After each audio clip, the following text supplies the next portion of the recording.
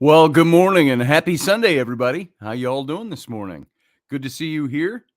I'm drinking from my new subspace.radio mug. Russ, the owner of the station, sent that over to me along with this enormous mouse pad with the same logo on it. The mouse pad's about this big. Sits right here on my desk, so it's very cool. Good morning, everybody. And how was your week? This is the last day of your weekend, and unless you work weekends, this is the last day of freedom until you go punch that clock again tomorrow morning, unless you've got a business of your own or you own the business. So, like me, I own my own business. And so I get to work any day of the week, any hour of the day. And so Sunday mornings is easy. And I hope you're all doing well. And it's cold here this morning, but the sun is shining. How is it in your neck of the woods? Let's see. What have I got on my plate this morning? There's all kinds of things going on in current events, of course, and we all know what all that stuff is all about. We've got, you can call it politics if you want. I think politicking is when you're fighting over a particular stance on something. I'm seeing it as the current events and the things that are making or breaking our country and our position in the world. Hey, Cordia, good to see you this morning. And Roger Rabbit is here. Good morning. And Uncle Dave Potter is here as well. So it's good to see you all this morning. And what'd you do with your weekend so far? Yesterday, I had a hankering to do something, to build something or make something, but I wasn't set up for it yesterday. And it was too cold in the garage. We do not have a heated garage. I could close the big door, of course, and put a little heater on in there, and it would warm it up. But I was walking around the empty garage because Rainey was gone for portions of the day, and the garage was empty. And I thought, man, this would be a great day to build something. And I've always wanted to build. Well, I always wanted to have a replica of Captain Kirk's command chair from the bridge of the Enterprise, from the original 60s series. And I have seen a couple of videos on how to make those. I've seen probably the very best one, and we've talked about this before, was with Adam Savage from, he used to do Mythbusters, that show, but he was a model builder and a set and a prop creator in television and in the movies. I think he used to work for Industrial Light and Magic, which was Lucasfilm's big prop and special effects company. And he built a replica of the Kirk chair. And that was pretty impressive because he said there was ones that they came out with. We are going to do that together, Uncle Dave. It's just when you're here and we have time to commit to it. But I had a hankering to do it. I didn't start it yesterday. I just thought, man, it's in my bones this morning. I said yesterday as I was walking around, but I didn't end up building anything. I just came back down here and did graphics and stuff like that needed to be done. And work, little tidbits and trailers of work that is left unfinished. But you and I can do that. And what was interesting, if you go look up Adam Savage on YouTube and dig through his videos, and you can find the one on where he built Kirk's command chair. And he said he had bought one when they were first came out, and they re-released them, 10 years ago. They did a limited run of about, if I remember correctly, about 1,000 of them, and they were gone like almost overnight. And they were like $2,000 to buy one, or if not more. And he said he had one of those, and he said he didn't really live up to the standards that he would like to have in a replica. So he built his own, very exacting with the lights and the sounds and all of that, which the replicas don't have. And it is a pretty impressive chair when he was all done. So there's a lot of that stuff. I built a new dartboard setup yesterday, said Roger Rabbit. Built new backboard and surround. Added some lights and moved it indoors. It was previously playing in an unheated garage. Yeah, that's nice. So you just find a wall that you can fill full of holes. I did see a post from you, Roger, on, I think it was you. Yeah, over on Instagram, showing your several bullseyes and in your first shots at the new dartboard. That was pretty cool. Hey, Grumpy Stack, it's Sunday Live. Yes, it is. No, this was pre-recorded on Tuesday afternoon. It's Sunday afternoon live, Tuesday afternoon live on Sunday morning with Scotty and Raini, who is not here. She's still sleeping, or at least she's still in bed. And the girls have crawled in with her, so they're gonna. Who knows if Rainey will make an appearance today? We'll see. She says she doesn't like coming in and just having me talk, and I say, well, come on in and talk. Then there's a remedy for that. Come on in and do your own talking. And I've got to get her a new computer one of these days. The one she has, she could sit at her own computer over in her studio and join me on a split screen. But Rainy is beautimous, Grumpy Stack. You are absolutely right about that. I will agree with you there. And -5 is far too cold, says Romeldian. Yes, it is. Romeldian, you're in Minnesota, right? Are you in the cities in Minnesota, or are you further up north? I'm just curious where you're living, because it's pretty cold here too. I could ask Siri. Let's see. Hey Siri, what's the current temperature in Somerset, Wisconsin? In Somerset, Wisconsin, it's -6 degrees. Now, I stood outside in the entryway to my garage this morning, and it didn't seem that cold. Maybe you got the general heat of the house that comes out. But like I've said before, we've got that southern exposure on the drive out front of the garage. And so it always is a little warmer out there, even though the sun wasn't up. I want to see what our 5-day broadcast forecast is here. Hey Siri, what's the 5-day weather forecast for Somerset, Wisconsin? In Wisconsin, United States, between today and Thursday, the weather will start out with partly cloudy skies, then clear skies. It's going to be clear skies all week, other than the partly cloudy today, and it's sunny outside already. But the highest temperature we get to, let's see, it's going to be 17 degrees for a high today, 6 degrees for a high tomorrow. They had forecasted as being a -2 for the high 5 days ago. Then it goes up to 15 on Tuesday, 24 on Wednesday, 25 on Thursday. So it's climbing. I hope that climb continues into, that'll be February 1st on Tuesday or Wednesday. Somebody correct me. 29, 30, 31. And Wednesday will be February 1st. Already February 1st, second month of the year. Roger, you are forgiven. He says it's a typo day for him today. Could dance in the background while you talk. Yeah, Rainey could dance in the background while I talk. I think that would be phenomenal. And Rainey's not feeling good lately. She's not sickly or anything. She just hasn't felt right. And so, it's like we all do in the winter or certain parts of the year. For me, I'm a weight guy. I'm up and down, up and down, up and down my whole life. And no consistency in weight. But when I am up a little bit in weight and I'm not exercising and I'm stuck inside, I get pale and I get fat and I get weak and tired. Doug Grumpy Stack could talk to us about a lot of that. And the things that he's done. I'm looking at exercises I can do. We've got that big Nordic track that suddenly we plugged it in the other day.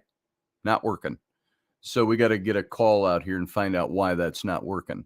Rainey thought, Uncle Dave, that it might be some of the overspray that came from spraying the ceiling, because there was like black gritty stuff on the motherboard of that and down in the stand. But that's not anywhere else over in that part of the downstairs. So I don't know how it would have sucked it in there. But so we got to get that fixed.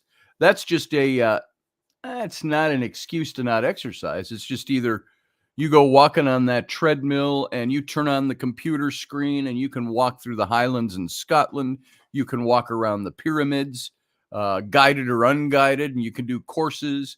And of course, the track, raises and goes down depending on if you're going uphill or it's all synced in with the system.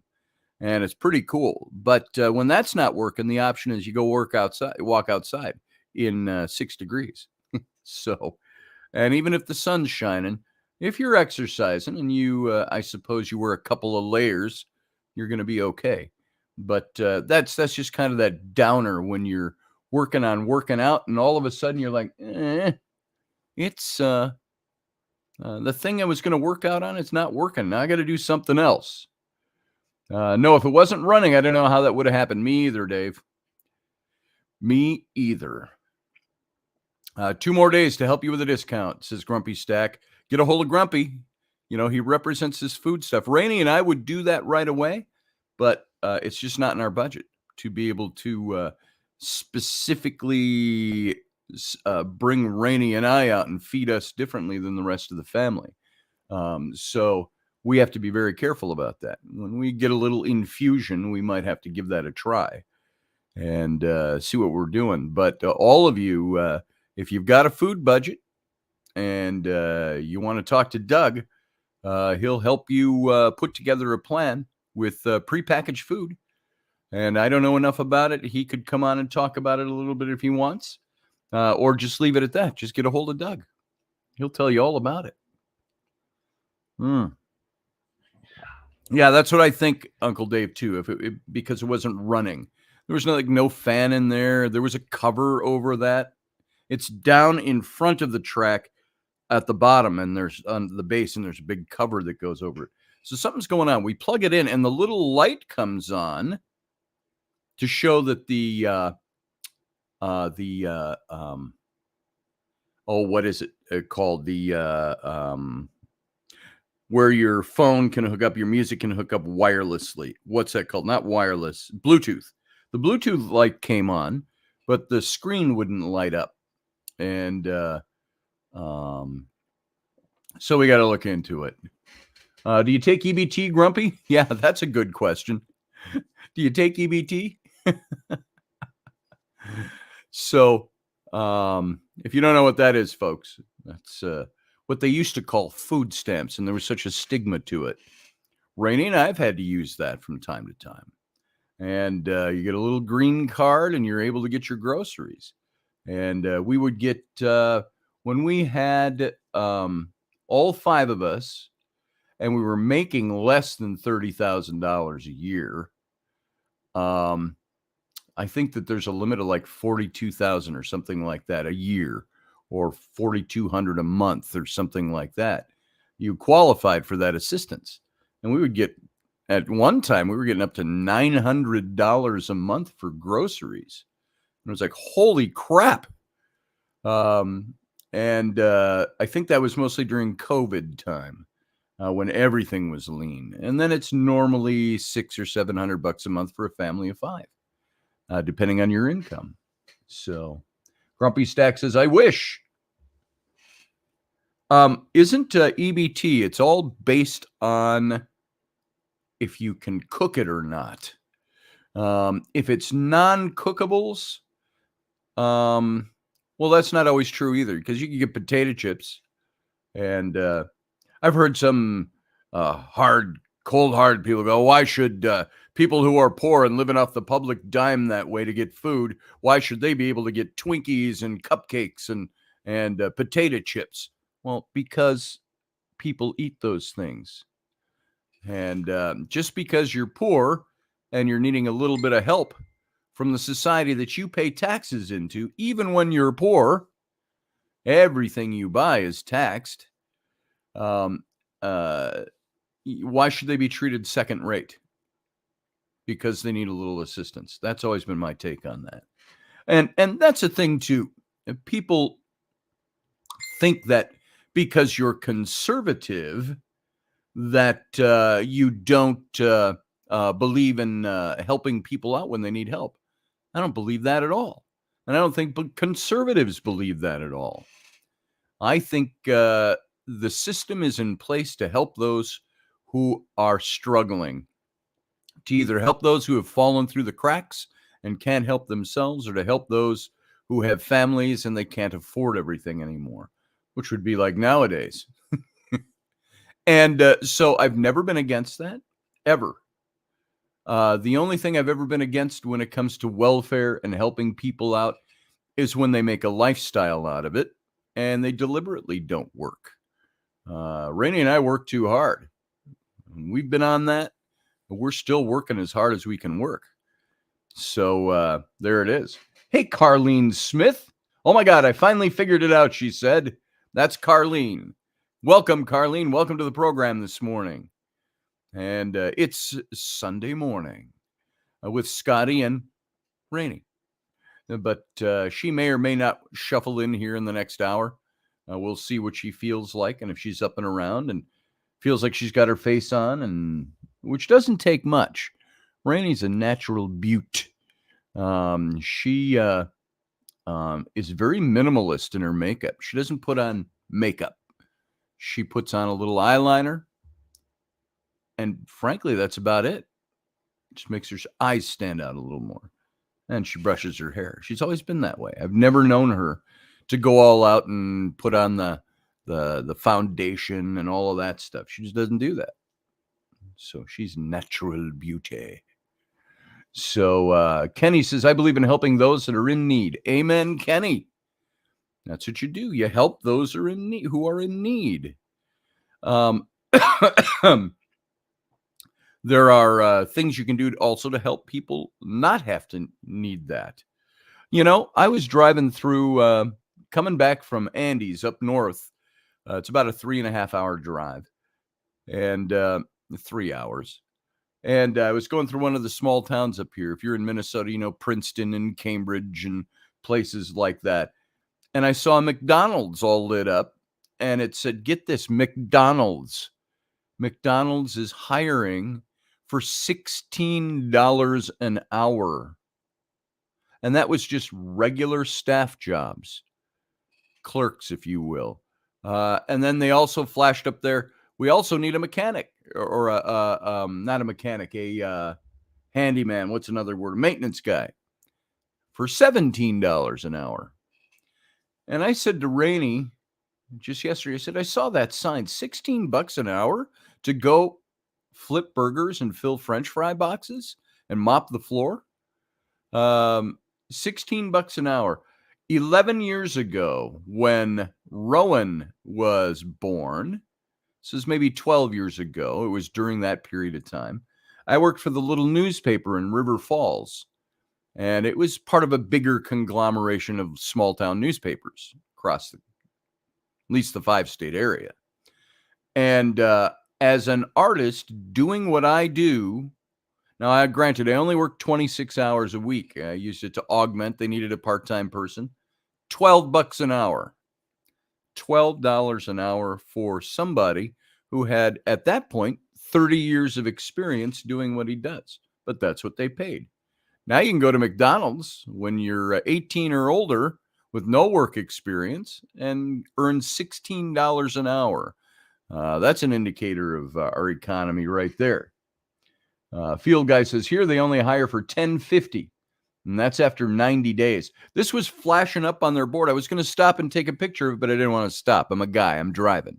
I want to get to my destination. But it was flashing on the lights up on their board underneath the big McDonald's marquee.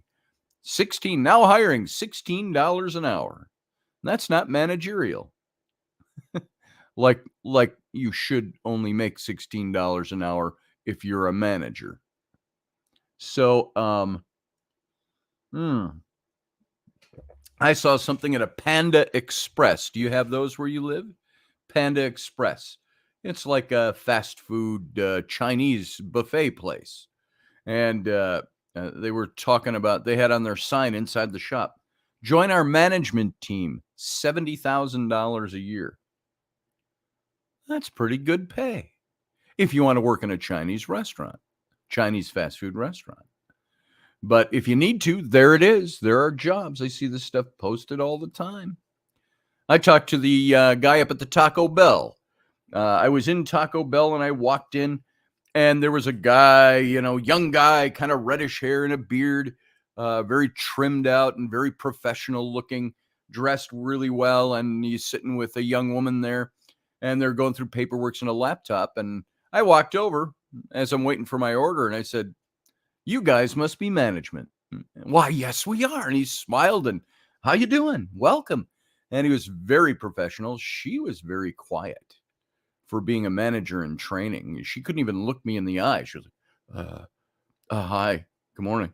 And she's trying to follow his lead. And I talked to him. I said, just curious, a guy like me, I said, in my 60s, I said, could use something to augment my income. I said, or frankly, I said, maybe I'd want to become a manager here. I said, what do you pay here? I didn't ask what you pay. I said, do you look for people like me? He says, absolutely. And now I never applied, but we talked about it for a while. And he said, yeah, there's plenty of openings here. So it's something I look at this and I say, in my field, advertising, as a creative director or an art director, there's all kinds of jobs every week that comes. I'm still subscribed to a bunch of these job boards, and I see jobs coming in, and I think I've applied in the last 5 years, maybe 500 different jobs. It's got to be 500 if it was one, and never even ever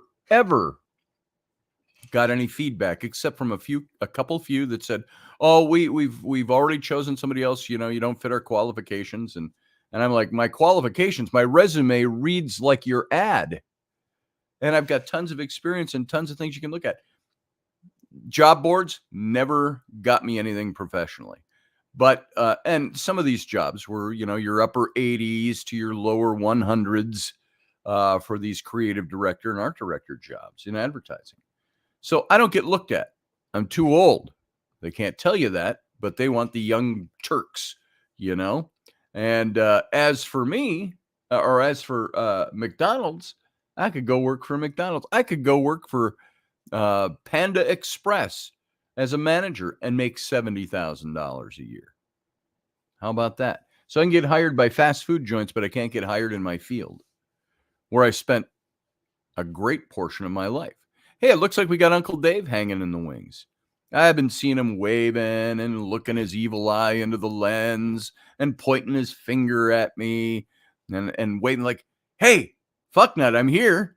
So let's bring him in. I love oh, look, I think we have Uncle Dave waiting in the wings. 20 minutes I've been sitting over there like staring into the camera. What the hell's going on over there? Here, if I share my screen, folks, this is what it looks like. I know, it's just a little thumbnail. It's just a little thumbnail. I've share seen screen. It looks like this. Share. Okay, now you see this screen? Well, you don't see this deep tunnel effect, but right down here, you can see me. You can see that's my shared screen, and anybody who calls into the show, I can see you there. And I'm over there going, hey, are you in there? Where are you at? The other night when I import a photo to show in the radio show, it'll show up here. There'll be a whole line of photos along this line. And then if somebody calls in, it drops to the second row, which you can't see. I can't even scroll up. Now, if somebody's down there, I could scroll up. But so sometimes if you call in when I got a bunch of pictures I was showing, I ain't going to see you. And sometimes I'm not looking. Right. Chuck Thurston says, I'm happily retired, IRA and a pension. I did my thing and happy not to have to anymore. I've got all my old friends that are my age. Dave, are you suffering from this malady too? We look at all our old friends that are about our age and a little younger, and they're all retired. But I always looked at it this way. Because of working in the film industry and working as an artist, I have lots of downtime. You work on a film and then you might not work again for 6 months or 8 months or whatever till another project comes along. So I've enjoyed my retirement since I was in my 20s. Yeah, there you go. Yeah, I've been retired since my 20s too, I guess, in that vein. And Because I do you what know, I so when want they were when all I like, want. "Oh, I've got to work this weekend." "Oh, come on, let's go to such and such, or let's go do this, or let's go." I gotta work. You know, I gotta work. we haven't had that. We've had the freedom Yeah. to say, "No, I'm going to run to Duluth today and hang See, out with the now tall there ships." are Or pros and cons or ups and downs of that. yeah, Now, like my brother-in-law married to my sister. great They've been guy. married. By the way, they dated in high school and got married out of high school. They've been married like my own sister has been married for like 50 years. And she's Yeah, 5 years younger than I am, yeah. like 45 years or something. But Mark has tried many things, and he's driven truck, and he's mostly worked in maintenance, big equipment maintenance. And he crushed his body up a few times, and he's not 60 yet, but they're in their late 50s. And I don't. It's hard to say that my little sister's in her late 50s, but um, I looked at him once and I said, and they always seem to have what they needed. They wanted to buy a house, they buy a house. They want to buy a car, they buy a car. He collected old cars and fixed them up. They had 10 acres in Zimmerman up north of here and had horses out there and stuff like that. And one of those, See, that's what steady work and credit will get you. See, you just start that's acquiring all. tons Yeah, of yeah. stuff. Well, I said to him once, I said, man, I kind of envy the place you're in at life. And this is, God, at least 15 years ago, I told him this, 10. And I said, I kind of envy where you're at in life. I said, I think I took some wrong turns early on and I decided to be an artist as opposed to get a good paying job that would give me a pension or whatever. And he said, Yeah, he surprised me because his response was, oh man, he says, I envy you. He says, look at your lifestyle. You may not have a lot of money, but look at what you've done. Look at the things you can. I can't do those things. I've not gone traveling around the world. I've not done, he says, I really envy your lifestyle. And I say, well, yeah. yeah, you have a life insurance policy and a pension. Well, he doesn't really have a pension either because he's worked You at know, different and places. and So, that's how, like I was saying the other day with high school friends, that I think it was on Val's show last night, that people that when we were in high school wouldn't have talked to me yeah, because I was a geek and a nerd and I did theater right. and choir and that stuff, and they were all jocks and whatever. We went back to the big class reunion a few years ago, and they all wanted to sit at my table and talk with me because I'd been to Hollywood and I'd been out in New York and Yep. I'd been doing this and that and the other stuff. And yeah, that was, it was kind of bizarre. Then we went toured the high school. One of the girls from my class is married to the current principal. And so she arranged for Sunday or something. We went in and we walked the hall and looked at the old rooms and did all that. And there's a bridge from the main building to the gymnasium building. And back in the day, that's where all the jocks hung out, on that bridge all day long. I don't think they ever went to class Nice. because anytime you were walking over there, they were all lined up. Anytime you look out so a classroom window, there they are on the bridge. well, There's the and you used to jocks. have to walk this gauntlet as nerds. We used to have to walk this gauntlet Oh boy. to get, because the gymnasium was over there, the cafeteria was over there, all that stuff. We'd have to walk this gauntlet and get taunted the whole length of this thing because, so back in the 80s, I wore BDUs, military pants Oh yeah. and stuff. Lots of pockets. They're great in theater because you have room for pliers and wrenches and whatever else, Sure. rolls of tape, whatever.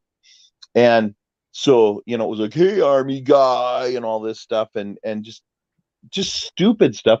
Then 2 years later, those were in vogue and everybody wore them. Yep. Yeah. It's like, what? But I went to school when the tight jeans and white Nikes were the uniform of the day. Mm-hmm. And so I had all this taunting constantly. So then now I'm out of school and all that, and everybody's like, oh, I want to hang out with Dave. Dave's cool. Dave does this and and I'm like, you wouldn't even talk to me when I was in high school, and suddenly I'm cool. I don't understand. Yeah.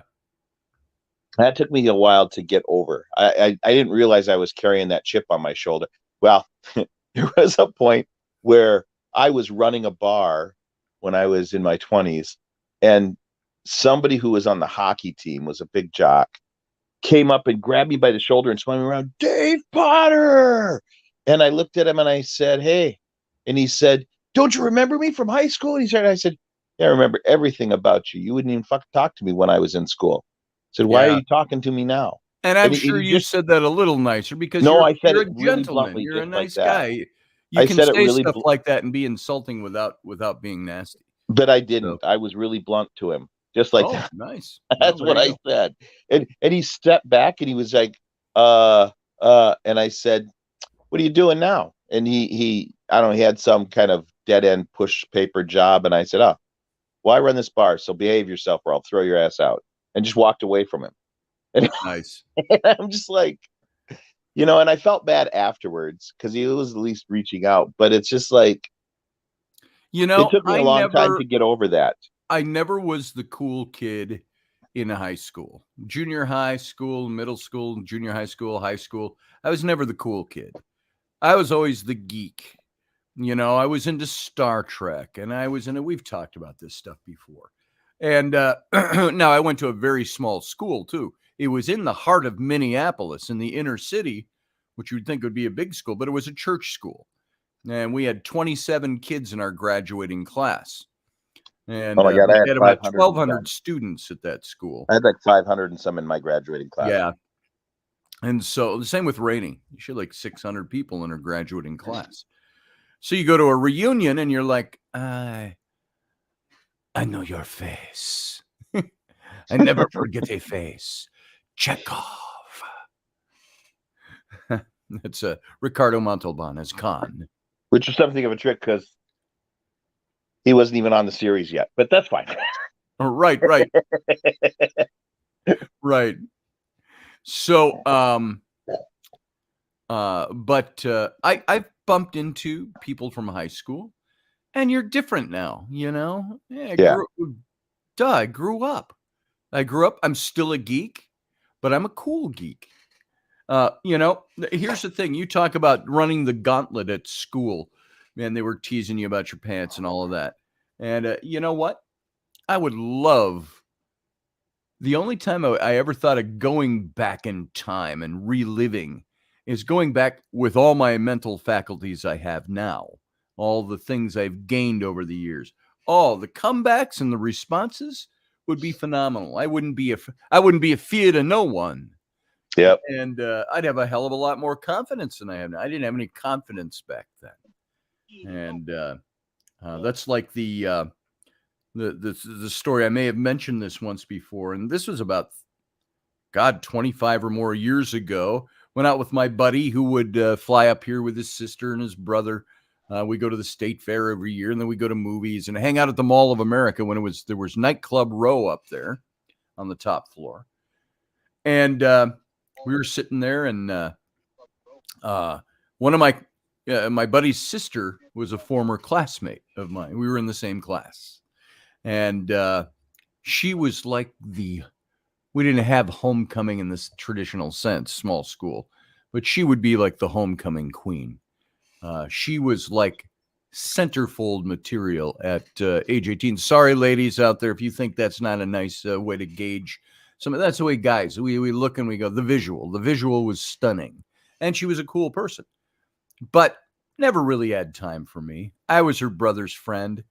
And I was a geek on top of it and all of that. No hostility, nothing malicious, just no interest.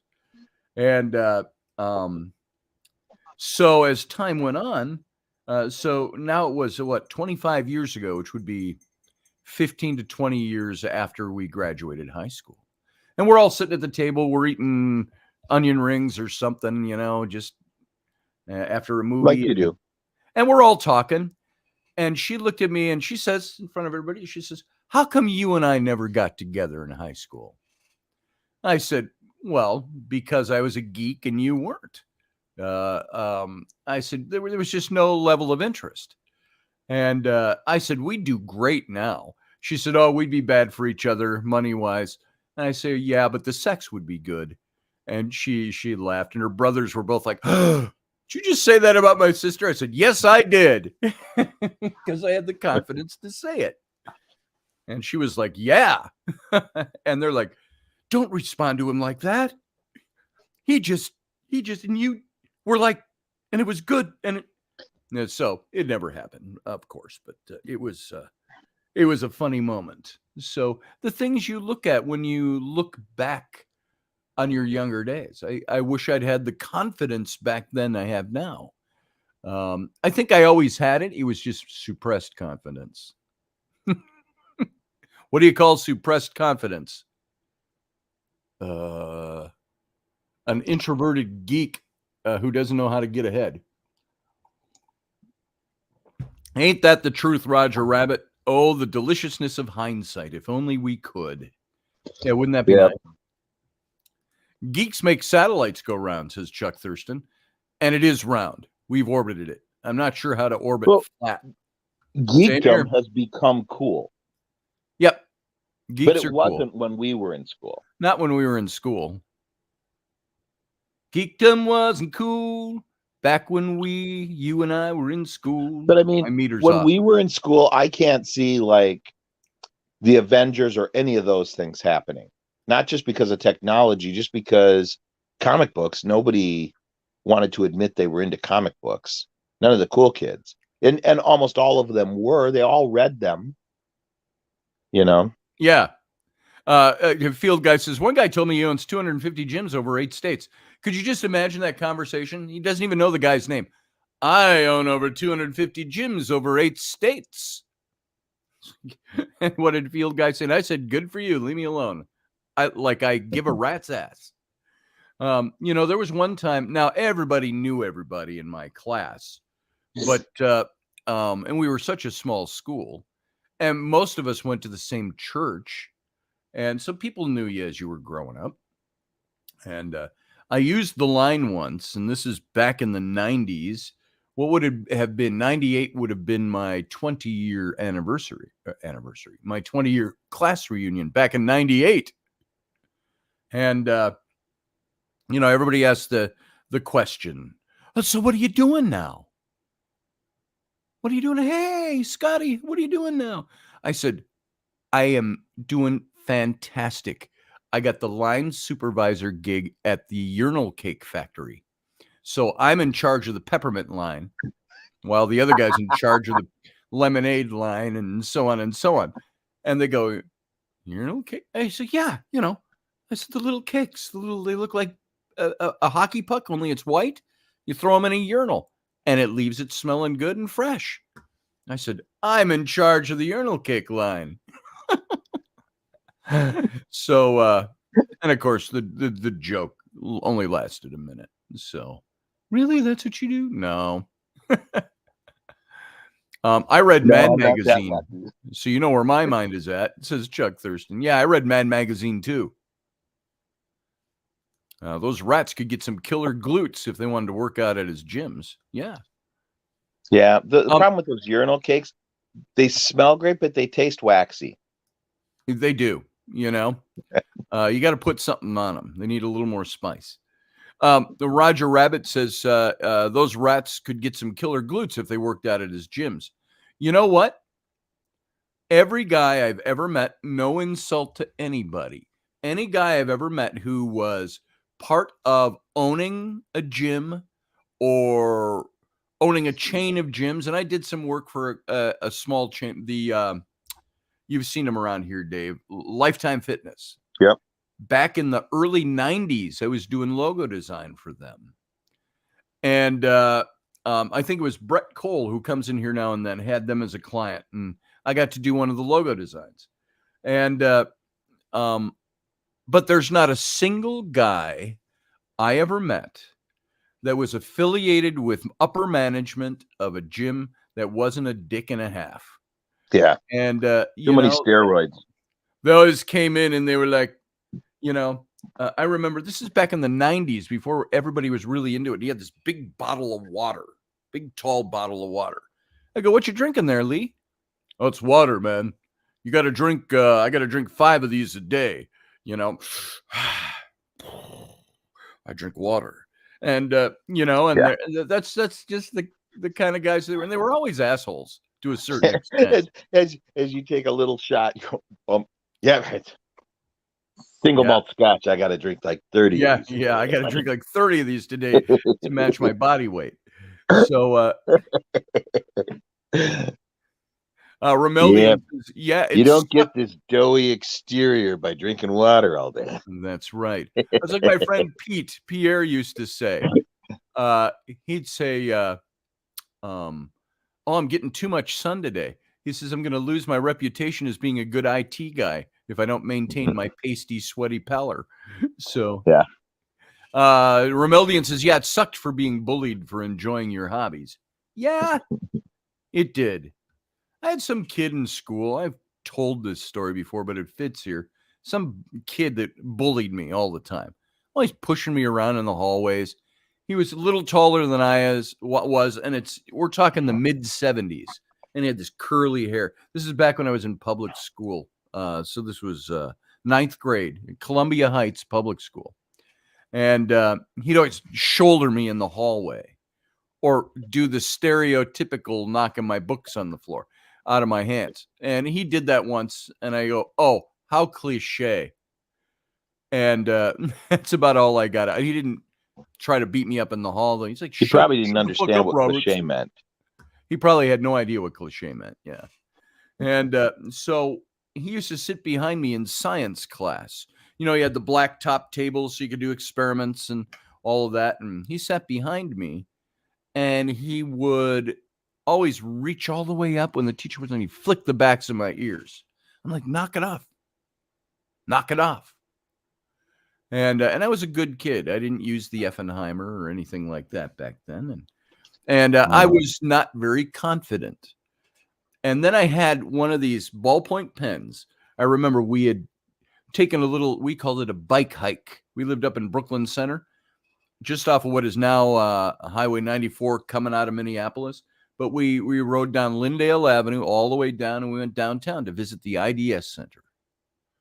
Man, did I have chapped butt cheeks after that little trip. It was only about 3 miles in each way. But so I got a little pen there. And it was one of those that's got that oily stuff on the inside. And it had a little skyline and an airplane. You could tip it, and the airplane would fly across the Minneapolis skyline and back the other way, and so on. And so I had one of those, and he goinked it off my desk as he walked by. I'm like, dude, give that back. I don't think I used the word dude. I said, hey, give that back. Hey, give that back. And he's like, yeah, right. Oh, I'm terrified of you. Well, he ended up breaking it. He busted it open, and he flicked the oil all over the back of my head and my shirt. And I didn't say anything. I didn't do anything. I didn't know what to do. I didn't know how to act. I had no confidence at all how to act in those situations. And I was, in ninth grade, I would have been 13 years old. I was a year behind everybody else. I was a year younger. I'm sorry. I started early. It's like 13 and like my son's age now. And so after class, he bulldozes around me, shoulders me as I'm getting up out of my chair. And then he goes and he stands outside the classroom door. The teacher left the room, and he's the only one left there. And I'm the only one left in the classroom. He wouldn't let me walk out the door. And then he started pushing me. It's no reason. No reason. It was because he was a bully and he felt he could. Here, pull over here. And so he pushed me, and he pushed me a couple of times standing in front of me.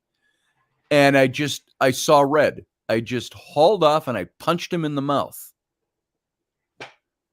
He was shocked, and then he punched me back in the mouth. Busted my lip. And then he walked out of the room. But ever since that encounter, every time I saw him in the hall, he was, hey, Scotty, how's it going, man? It was weird in this weird tribalism, bully versus non-bully world that we have, especially with kids.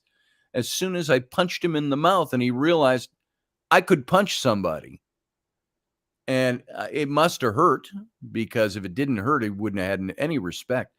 The only way to win respect in that situation was not to go, Okay, Dean, let me talk to you about the way this kind of bullying relationship works. I think, you're thinking wrong-headed. And number two, maybe you didn't get breastfed enough when you were a kid or something. I don't know what it was. I would do that now. But, did you not get enough of mommy's boob when you were a kid? And but what won the respect there was punching him in the face. He never bullied me again. So Hey, when I was in high school, 10th grade, you got bully stories. my chief bully was on the wrestling team. Okay. And the ground floor, back then, all the history classes and all the coaches, those were all their rooms. So he did, Ed. And that's sophomore hall. That's where all of our lockers were, down there. Hey, don't do that. What the hell? I'm sitting here on radio and you just came and sprayed me in the face? And go put some clothes on. Naked Ellery comes in and she thinks it was great fun to come in here and spray me over my computer with water, with a spray bottle. So anyway, so I'm walking down the hall. Bullies, I'm going to punch her in the face. Just see how she does. As the bell's about to ring, she'll never do that grabs again. my checkbook out of my back pocket and flings it down the hall just as the bell rings. So now hundreds of students pour out into the hall, right? And I'm like, you can dick around with me all you want, but when you start messing with my money, don't mess with my money. Yeah. I turned around and I had been, because this is how much of a geek I was in junior achievement, and we were selling these lights that you would plug into the cigarette lighter. So basically it's like a bicycle grip with a plunger attached to it and a headlight in it. Right? I turned around and sunk that into his stomach, just punched him in the stomach with that. And as he doubled over, I broke it over his head. Oh, while you're at it, would you fill that with coffee, please? And a little creamer and put it in the microwave for 30 seconds? Yeah, well, don't drink my coffee then. Keep your germs out of it. And clobbered him over the head of my coffee and got him in a headlock. And there was one of those fire extinguisher cabinets with the glass in it, break glass in case of emergency. I shattered that glass with the top of his head. Nice. Okay. So about this time, it was an emergency. Yeah. About this time with the glass breaking and all this stuff and all the kids screaming in the hallway. Yeah. All the coaches step out of their classroom. Okay. They see me holding Corey under my arm in a headlock as I'm bashing his head into this fire extinguisher or fire hose cabinet. And his wrestling coach comes over, grabs him by the collar, pulls him out from under my arm. Football coach grabs me, pulls me back. They both look at the two of us, and the one coach looks at Corey and goes, "You go straight to the principal's office. I'll be there in 5 minutes. If you're not, you're off the team." And sends me and the football coach looks at me and goes, "You get to class." Nice. Now, I clearly was in the better of that situation, but they clearly understood the dynamics of what was going on there. You know? So I went down the hall and picked up my checkbook and took off for class. And I never heard another word about it. And Corey never talked to me again. Wow. First of all of his buddies, when he would bully me, he'd have 7 or 8 other jocks around him, and he'd be picking on me, and they'd all just be chuckling. Okay? Yeah. They were all in the hallway. They all witnessed it. Nobody stepped up to help him. No, nobody steps up to help. You know, got to do this on his own, man. and after that, he had shrunk down the pecking order within the team because you let Potter kick your ass. He's a dough ball. What do you? And nobody messed with me then. From 10th grade to senior year, everybody's like, "Oh, just leave Potter alone. He's a what? He's like one of those guys that could just go off at a moment's notice, Yeah, he's wired too tight. It's not a moment's notice. You don't want to see him snap. Pent up BS. You don't want to see me angry. Yeah. But I am that way. I'll take a lot of crap, and then when it comes out, it all comes out at once. See, now, like my daughter here, I got to mention this. Funny getting sprayed Rowan, by water from the daughter, but bruiser. not when you're broadcasting and there's computer equipment. You don't do that. She's been Yeah. told this before. So it's not the actual act of spraying; it's the lack of any kind of consideration or thank you very much, or thinking, the lack of thinking. So just so anybody wonders, do I react that way to my kids all the time? Yeah. Yeah, I do. Yeah. So you do something It's stupid, okay. I'll be like, what were you thinking? Put them in their place right away. Make them sure they understand that they were in the That's wrong. right. Right, That's Rowan? What? You know when you're in the wrong, right? No. Right? No, because I'm always right. Wrong. Yeah, there you go. There's the major fallacy of life that's got to be corrected one of these days the hard way. Still disappointed till I hear otherwise from your Mhm. mom. Just so you know.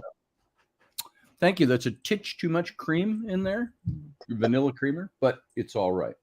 I'll live through it. Well, you made me make your coffee. So. Yeah, as you should. Because I washed all your dishes this morning. Next time we'll make you drink it. Yeah. Oh, That's what we need they've is a delivered wired up me some 11-year-old. vile stuff sometimes. You always know when your daughters go, Father, I've made you this cup of coffee. You want to try some? And we go, Yeah. I'm like, what's the red floaty stuff in that? Is there nothing. ketchup in this? Is there ketchup in this? You like ketchup in your coffee, don't you? Remember that one time me and Ellery made you a smoothie and we put it was milk and ketchup and we put whipped cream on top. And Father, then we we've made you a strawberry. smoothie. It's very good for you strawberry. with all the things you like. It's like, well, let's see. I like onions and shallots. I like ketchup. I like milk and pineapple. You blend those all together. That's not good. Icy smooth. Look, I took some of that scotch you had in that bottle and I made you a milkshake. Oh, actually, that doesn't sound too bad. A scotch and what kind of ice cream? No, not even ice cream. I think it would curdle. With scotch to make a scotch smoothie. I think it would curdle. I think it would too. Would you use something like? Oh, I don't know. Would you use like Irish cream and scotch? And then ice cubes? Yeah. Oh, yeah. Ice cubes to chop up the ice cubes and you make it smoothie like, it's like a slushy. The single malt Highland Scotch slushy. Here, Father, we've made you this slushy. Ketchup, scotch, tater tots. There's tater tots in that. You like tater tots? A North Sea slushy. That's right. There's my beautiful wife. Hi, beautiful. Hey. Now is your chance, Rowan, to write on camera apologize to her. Where is she? There she is. Over in the She's beautiful. She's always beautiful. So, Rowan, all you have to do is say, Mom, I'm really sorry, and I apologize. Oh, she left the room. Oh. There's a chair here for you, Ma. If you want one. So, talking about bullying, being bullied. Were you ever bullied in school? No, she was too fucking hot. Yeah. You don't bully hot chicks. Third and fourth grade? I don't know, in elementary Fourth school. grade, though. In elementary school. She was an old one. She was bullied in elementary school. Cordia says says Rainy. Bullied by a teacher. Bullied by a teacher. What'd the teacher do? 6th grade. 6th grade. No matter what I did, my English homework was never good enough. Her English homework was never good enough for this teacher in 6th grade. Oh, I hate that. How did they bully you? I hate that when teachers are the bullies. I was in trouble. I was just always in trouble. I didn't do anything. Oh, she was always in trouble. Always mad at me, and I always my work wasn't done right. Wasn't done good enough. Field guy said she bullied all the guys. I'm sure. No, I don't think she bullied anyone. Rainy doesn't have the nature to bully somebody. No, she's a soft Rainy soul. has always been Rainy. She's always been an Olsen. I will. She's bully you always. if you are a dick to me or treating If you're a dick to her, she'll bully you. She just I was going to said. say the one thing I would say about the Olsen girls is they do not take shit from no one. No, they don't. So, yeah, she didn't take shit from anybody. And they're intelligent, so they have a rape your wit. If you dick with them, they'll cut you down. That's it. She'll cut me. She said that to me a couple of times after we were married. Do that again, I'll cut you. And Kate was that way in high school. Yeah, sure. So I'm not going to take shit from anyone. I'm just going to cut you down. Yeah. Yeah. She was. But Kate was also on hockey and everything. I think guys were afraid of her. Maybe. Because she knew how to punch back. So Raini was intimidating. When I met her, she was a sweet person. What do you mean was intimidating? No. She still is. Hey, honey, you want to? Oh, hi. Only if you want to, though. You know. Let's face it, Scott. You'll be out there complaining about something, and I'm like, yeah. Raini walks up, and like, you should do what she says. Yeah, Dave is such a turncoat. He's like, we're talking, and he's like, yeah, women. That Raini, boy, she's a bitch on wheels, Dave will say. And then Raini enters the room, and immediately he's like, what did you tell him to do? I'm lecturing him right now because he's not doing it the way you said to do it. He is such a bitch on wheels. I'm like, hey, wait a minute. That's not the way that came down. He scares me, man. Raini can scare people. She's pretty sharp. But when I met her, when I said intimidating, it's the first intimidating thing about Raini to me was I looked at her and she was so beautiful, so gorgeous. I felt this woman's way out of my league. And yes, I was afraid to say hi to her. I don't remember that part. Well, I said hi, but, afraid to, she would come to Scotch and Cookies. That's how I got to know her. You and your little dog, too. And so I got to know her there. Mocha. Cat and I went everywhere. Cat Leroy came with her everywhere. And Cat Leroy's mom wanted me to marry Cat. So that was Cat with like 8 feet of legs. She was 8 feet of legs. Yep. Yeah, she was.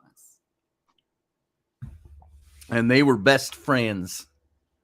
So haven't seen much of her lately. I thought I heard she got married. And Kat, if you're listening, you can come on the show. I'm sure she's not listening. I'm pretty sure she's not listening. Yeah. So she has a life. Right. Yeah, she's got things to do on Sunday morning. So most women are way out of my league, says Field Guy. They seem to be married already. Most of the women I meet are way out of my league. They're like married and everything, says Field Guy. Yeah, the one thing I'll say is that I'm happy about it is Rowan, like the Olstens, has picked up on that. She won't take shit from people. 86. She'll haul off and punch Yeah, I them. don't know what that is. Right. And that's fine. That's fine. Kaylee was not that way. Kaylee was always demure and would let people pick on her. And I really like the fact that Rowan stands up for herself and her friends and just says, nope, screw that. Well, there's one positive out of Rowan's. To call her sassy, it puts a positive spin on it. She's a little ass sometimes, and but we love her, and she's sassy in other, it's like, you're like, don't you do that in order? Did you see her do that out in the public? You go, yeah, you go get him. But so you don't do that to me. Oh, do you know? By the way, and before I forget my train of thought, Rowan, I think she's going to grow up and be pretty sharp, and she knows how to handle herself. Yeah. But Ellie walks in here. I'm talking on the radio. She walks in here naked and she sprays me with the water bottle. Okay. Oh, did you tell her? No, that's what. Oh, I'll bet you tell Rainy said, go spray Dad with that. I didn't. It's hilarious. I was mad for a moment. I could I'm like, hear, hey! because I was up in the bathroom. I heard something go on, and you were like, "Don't you come in here? Don't you come in here and do that." And she giggled through the whole thing Nice. because she knows I'm in a position here on the radio to not do Get up anything and about chase it. her down. Hey, everybody, hold on for a second. I got to take a chase down my little kid break. Roger said, I don't know how I expected I was only worth a penny, but somehow I managed to snag a dime piece. Nice. I'm worth more than a dime. Not much, but I am. So, yeah, have we exhausted that topic yet? What other ways? Well, you didn't really get all that bullied, I guess. I thought maybe you did. Just in elementary school. Elementary school. Once she grew up and became hot, nobody gave her trouble. Yeah, that was totally not it. That was totally it. How many guys were like, oh, do you remember when I had, before you and I really knew each other well, you were by somebody who wanted to date somebody suspected of dating this guy. And you weren't dating. You hung out, but you weren't dating. And she said, could you call Raini and ask her? I said, I don't know Raini well enough to ask her those questions. So this had to be 2000, 2001-ish, 2002, somewhere in there. So I'd call Raini. I'd say, hey, are you and so-and-so dating? And I could tell she's sitting back. And I felt stupid doing it. It felt so high school. And you could tell Raini was just kind of like, no. Okay. Moving on. You probably knew I was being used to ask you that question. Because why would I care? Right. I actually don't remember that. And I think I know who you're talking about. It was the redhead that you know of, Dave. Asked me. So, and nice person. So, her mom wanted me to marry her too. You know a lot of redheads. I only know a couple. Yeah. I used to hate that about him. What? Nothing? What are you chuckling about? Which person are we talking about here? I'm so lost. Linda. Oh. Yeah, there you go. Linda. That's all we'll say. We don't have I to thought say maybe anything. you were talking about the skinny, dark-haired one. Oh. Cat? No. Oh. Who was the skinny, dark-haired woman? She liked John. Are you talking about? Yeah. Becca, we called her. Oh, yeah, there you Yeah. go. Oh, yeah. No. We're not talking about her. Becca and her She was the one that actually started Scotch and Cookies with me, coming over to talk, and then the next week brought a friend, and Becca who married EC, right? What? Becca who married EC, Eric. I don't know who she married. Oh, well, they're divorced now. Oh, well, there you go. But I think she just remarried somebody else. So seems Like to be they do. storming here now, says Field Guy. So how's the conversation this morning, folks? How's the show? I see our numbers have dwindled to people watching live. Can have dwindled. We started with 2. Well, 9 is nothing to shake a stick at. So there should be 900. That would be nice. Folks of you that like this show, I need you to help promote it. You don't have to do anything. It doesn't cost anything. Just go out there and share the show and let people know. I have noticed that our numbers in YouTube have not grown, but by maybe 12 people in the last year. That means one of two things. Either my content isn't getting out there and nobody knows I'm here, or this show is stale and flat and isn't any good. I'm talking Intrepid Radio. So I've got to start figuring out what I'm going to do. If I can't build my numbers up, and numbers are a gauge, by the way. People go, well, we don't care. Don't you love us? Your core? Yeah, I do. And that's who I speak to most of the time. But when you look at that and you say, other guys doing what I do have like 100,000 followers on YouTube. and people that follow them. Are they? Well, I have a sneaky suspicion most of those are buying their follows, but at the same time, when people get hundreds and hundreds and hundreds, if not thousands of views on their videos, I think I peak at about 300. When you can go look through my videos and find out. Some of them don't go anywhere. So the only point with that is when you have an audience that grows, then this becomes something that extends a little bit beyond hobby, and I can put a little more effort into it, a little more time. But as it sits right now, I think we were talking about this. I was talking with Val the other night. You got to figure, when I was doing 5 shows a week, 2 hours a night, roughly 2 hours a night with the captain's cabin, and then prep time and doing graphics and advertising and promoting, I was putting in close to 4 hours a day on radio, and probably through my YouTube was probably taking in about $120 a month. And so that becomes, it doesn't balance out.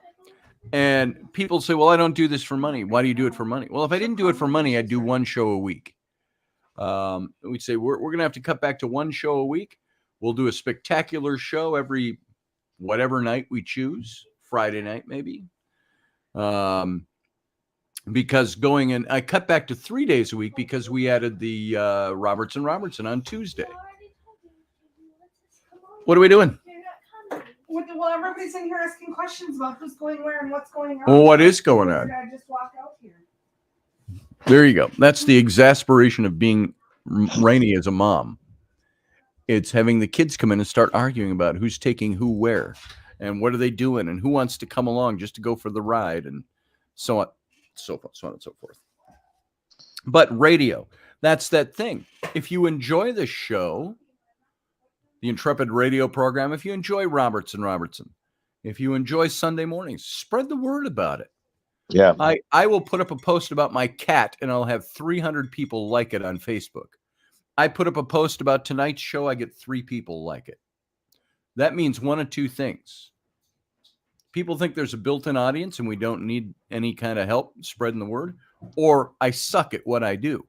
No, I don't think you suck, but I do think when you look at your general populace on Facebook, okay, Facebook is where you do a lot of your political discord. Okay. So I think a lot of people think your show is just about politics. And I haven't done my show just about politics for over 2 years. But your general Facebook audience, all those people who they don't get that. So those 5,000 people.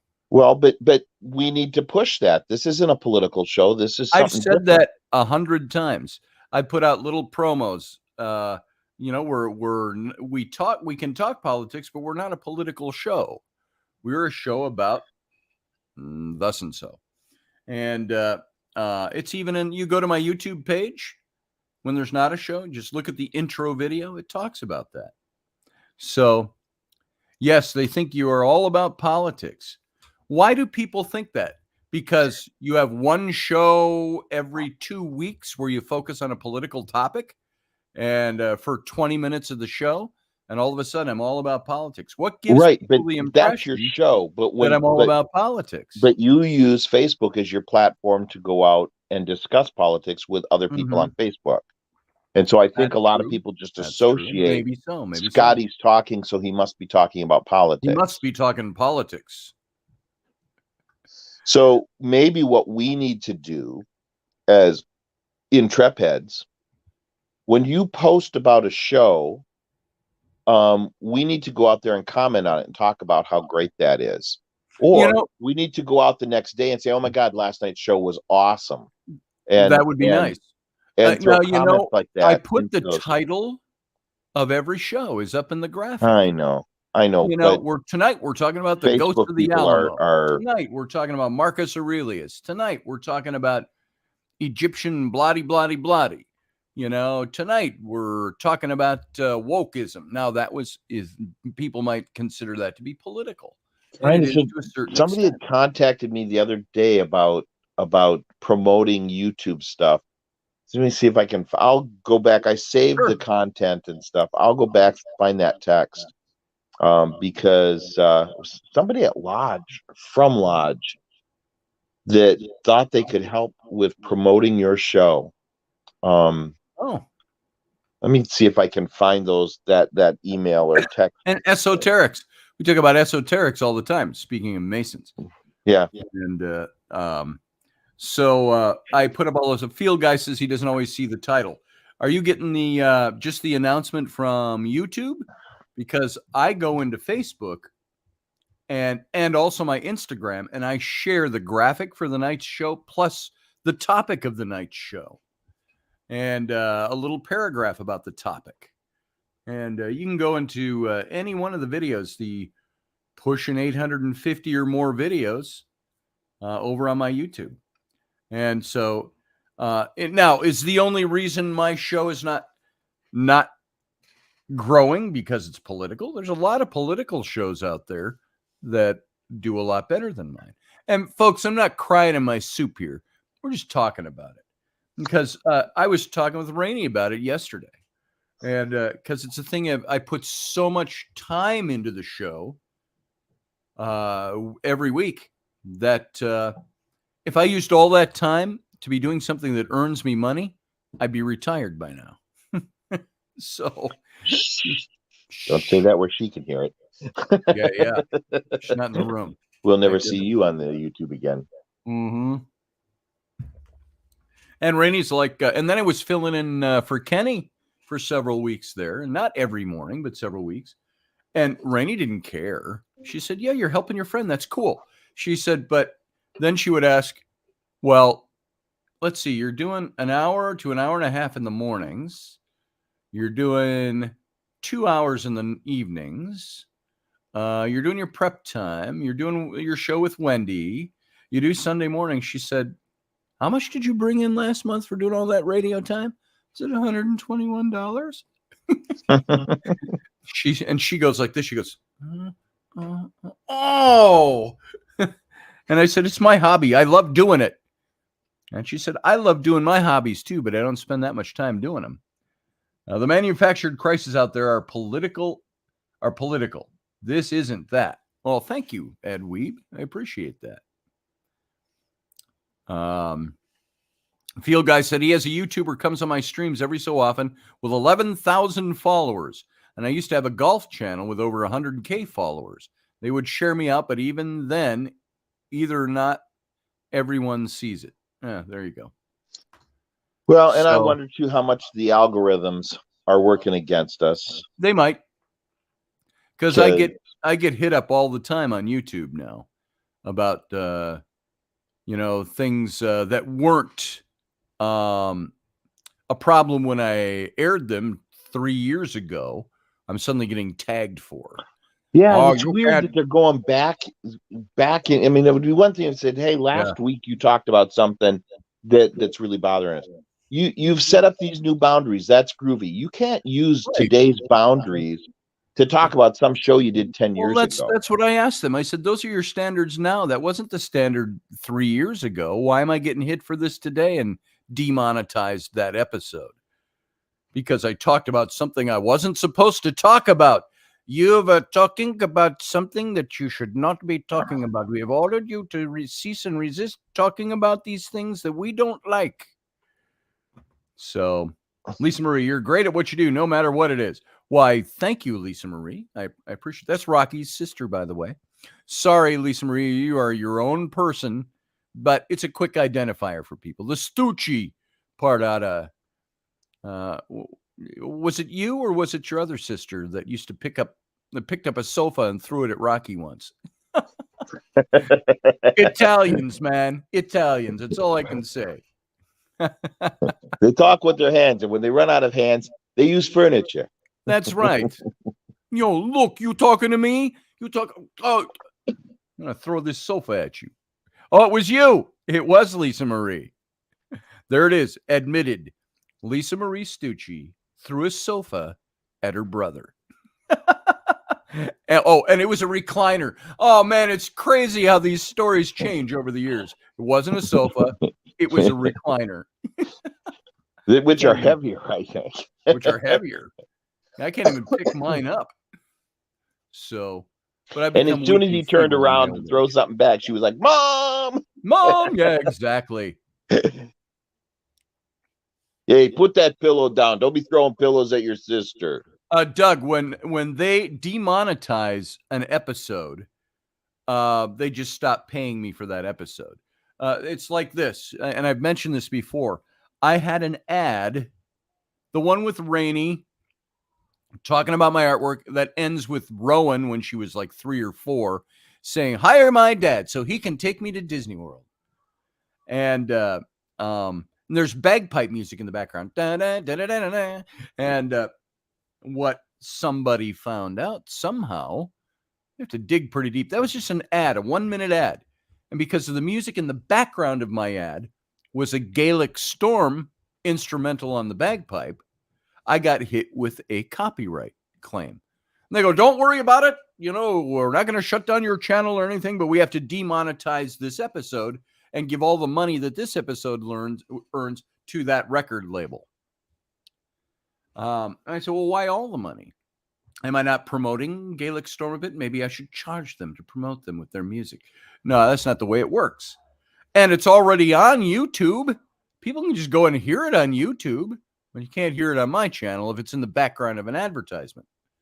So, you know what I found is that every single episode I've done for 4 years has that ad in the background. Or that ad there. I've been hit 3 times with copyright stuff. So now they give me the option where you can blank out that part of the video. So I think it still plays visually, but you can't hear it. Do you hear that? So that's how it's demonetized, Doug. It's demonetized by the episode itself, not my whole channel or anything. So sorry to hear that. I wish people had better things to do than go after a kid's page. Yeah. Roger Rabbit, we stopped for now. What were you saying here, Roger? We stopped for now. All her stuff was back hacked. in a second. Her FB was hacked yesterday and the day before, and they send some Cash App request to all her followers.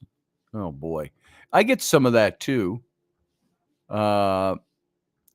Cash app requests, porn, stuff like that. Everybody likes to comment porn, and I keep blocking them from my page. I don't care. If somebody wants to watch porn, that's their business, not my business. But don't put it on my page. Don't comment with an ad on my page advertising your porn channel. I don't care. Go advertise it somewhere else. What are you coming to my page for? So anyway. That's all my thinking about the radio show itself. I'm doing things to try to make it grow. I'm going to start a Patreon. I've got a Patreon. I've just never used it. And maybe start a Patreon and find different ways to promote this radio show. Different ways to get more followers. And because that's what makes it workable. I do this all the time. My wife, it's got to be workable for my wife too. What are you spending so much time for, not turning around any money on that? That's an awful lot of time, she says. That's half of your work week. And she's right. So anyway, that's the only reason I bring that up, is that I'm trying to think, am I doing something wrong? Is my content sucky? Nobody likes it except a handful of my faithful followers. My intrepid family likes what I talk about for the most part. Let's see, what was that? I made a Patreon like 5 years ago. I just didn't know how to fool with it. Yeah, I haven't done much with it. Networking is a way to gain, but it has its ups and downs mostly. Very true. So it's all the stuff. Yeah. Susie Q says, "Get him, Rainey. You must have heard what was going on in the background there." So my kids make my wife yell more than I make her yell. I make her scream. The kids make her yell. That's different.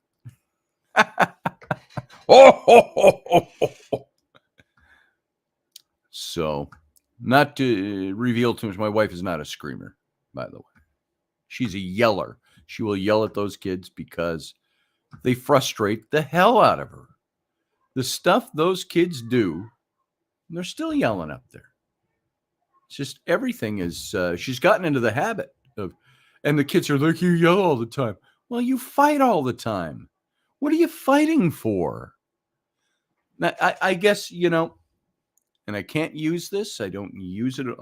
When I had Abby and Britton, my twin daughters at home, and my son Sam, Sam would get in their hair every now and then. They'd get out of our room, Sam. But they didn't fight. And they basically were good kids. They did what you told them to do. Until Sam got a little older, the girls were out of the house. He was 9 years younger. And he got into his own little kettle of fish and got into trouble. But for the most part, my older daughters were angelic in comparison. And these kids fight all the time. And it's the same two parents. Rainey came into our lives when my daughters were 13. They're now 31. And Sam was 4. And he's now 22. They all love Rainey. And these kids here, though, it's the difference of generation. Now, people might call this political as well, but you look at the generation we're in, the handheld generation. There was much restriction as we put on these things for those kids. We still almost every day you catch them doing something. So you take away the device. Hey, you don't get to be on that device now for 24 hours because you went and watched something we said not to. That's all right, Uncle Dave. I understand. You're their son. You caretake them. That's fine. I get it. Buzz Lightyear just high-fived that book. What book? What did I miss? Buzz Lightyear high-five. Oh, you talking in the background? That Buzz Lightyear? He high-fived something? Yeah, stuff moves around here sometimes. It's the way it is. Rowan wouldn't go down the hallway to her bedroom the other night. Rainey was out with Flynn and Ellery doing something in the evening, and Rowan wanted to go to her room, which is the end of the hall upstairs. And the hall's a nothing hall. It's got off-white eggshell-colored walls. The light's always on. The kids make sure of that. Just typical hallway in a house. It's not like a deep melancholic hallway. Collinwood. Creaky wood floors and woodwork all over and statuary. Nah, it's not like that. It's just a regular hallway with a lamp in the middle of the hallway up on the ceiling. And but she said yesterday or the day before, she came down here. I was working. And she goes, "Dad, I can't go down the hall." "Why?" "Lucy, our dog, Lucy keeps growling at the hallway. She keeps looking at the hallway and growling. Then she'll walk over to the entrance to the hallway and she'll growl. And then I say, "Well, come on, Lucy, let's go down there." And Lucy won't go. Is there something in our hallway that we can't see, but Lucy can? That's an interesting story, huh? Hey, good morning, Elderberry. Glad you got up in time. I made a video a few weeks back about an abandoned dress barn store. Well, I've been there most of the last 3 weeks and I keep smelling perfume. And I was the only one there and I thought I heard a voice. You probably did, field guy. Those places are full of that stuff. Scotty, I believe it is AI. It is making its own YouTube channels, audiobooks, horoscopes, etc. Algorithm also. Might be. You might be right about that, Cordia. I don't know anything about that. But it might be. So, field guy, the older you have kids, the less obedient they are. So I hear. That might be it. I was done having kids after the first 3. I didn't think Rainey and I would be able to have any. I remember when Rainey and I started getting serious. I said, now you see, I have 3 kids. I said, but I'm not supposed to be able to father kids. I said, the first 2, twins, miracle babies. I thought that was it. And then 9 years later came Sam. And I said, that was an oddity. And I thought, I think I'm done. I don't think I can have kids. So you sure you want to be with me? And she's like, oh, I don't care. Young love, young on her part. What was I? I was 44, so she was 24 at the time. And I don't care. That's okay if we don't have kids. Well, it was about let's see. We were married in 2007. Flynn was born in 2009, almost exactly 2 years later. And so 2 years, bam, Flynn. Another 3 years, 2.5 years, bam, Rowan. Another 2 years, 3 years, it was Ellery, bam. So 1, 2, 3. I think Rainey is extra fertile or something like that, or at least was. Probably still is. I got fixed, though, after that. After 6 kids and 3 with Rainey, I got fixed, so I wouldn't cause that problem anymore. So who knows? If I wasn't fixed, maybe we'd have 8 kids by now. I don't know. So the mailman says, Grumpy Stack, yeah. Our mailman's a male woman, so I don't know if that works that way. Well, maybe not back at the time. Yeah, back at the time, it was a woman. So, because that came up before in joking. So men can have kids into their 70s. I heard into their 90s. You can father kids in your 90s, dude. The doctor told me. Guy can father kids until he could be decrepit and has the young thing that wants his billions of dollars. Like we've seen, not that we haven't seen any of that happen in the last 20 years, but I'm thinking of somebody in particular. Guy could be decrepit, wheelchair. If she got him working, she could have a baby. He can still father kids. Was it a woman or one of those man-womans? Let's see. 15 years ago, not as big a thing. And that's an agenda too. Oh, there you go. That's why some of my old friends don't like to listen to me. Because I talk about stuff. I'm not lockstep with the whole LGBTQ agenda. I think it's kind of silly. I don't care. You can do whatever you want with your adult life. Just keep it out of politics, okay? Well, we have to have politics because we get suppressed and whatever. Just don't make it a thing and it won't be a thing. Field guy says, I saw somewhere where a guy had been dead for 14 years and the family saved his seed and they impregnated a lady with it and had a kid 15 years after he died. I think that was his old sweetheart or something. Wow. Wasn't Abraham 900 years old and still making babies? Yeah, he was. No, he was like 100 and his wife was like 99. It was something like that, Ryan, in the biblical story.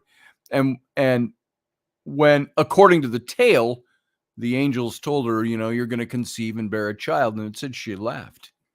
She laughed. She was like, get out of here. Take a walk. And then she had a kid. And what did she name her or name him? She named him, who was the firstborn to her? Ishmael. And I thought it meant she laughed. So interesting, huh? No, Ishmael was the son of the slave girl of Abraham's. He was a little anxious. God promised me to have kids at 100, so he went and he stooped his servant, his wife's servant, nonetheless. We haven't heard that story before, have we? Ever, anywhere, throughout time. Well, I had sex with your servant.